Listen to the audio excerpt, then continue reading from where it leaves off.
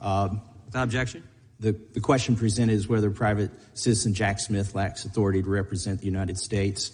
I also ask unanimous consent to submit for the record an article titled, "Was it legal to appoint Jack Smith in the first place?"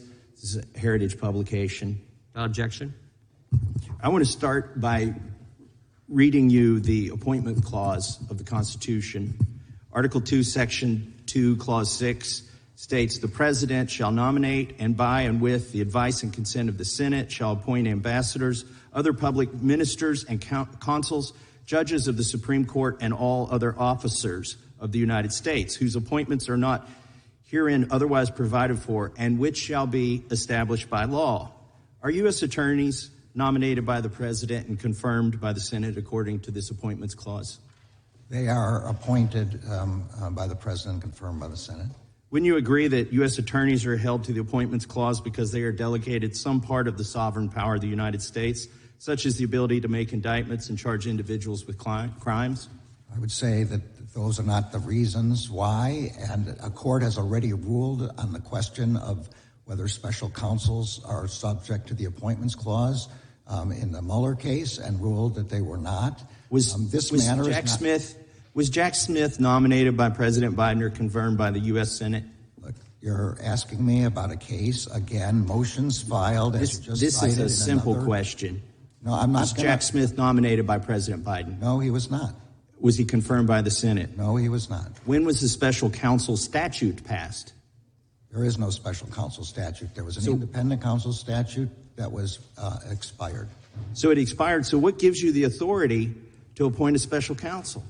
You've created an office in the U.S. government that does not exist without authorization from Congress. There are regulations under which the Attorney General appoints special counsel. They've been in effect for 30 years, maybe longer, under both parties.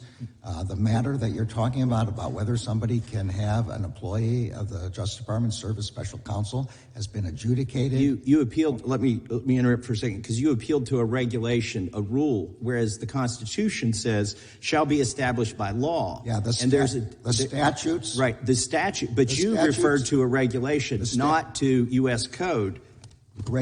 May I answer? The regulation cites the two U.S. Code provisions that permit the Attorney General's appointment. Attorney General Barr cited to the same ones.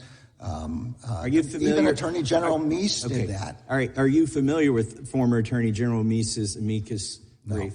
No. You're not? I know that he's filed one because I read it in the newspapers, but otherwise I'm not familiar with it. But well, he raises some good questions that I agree with in there.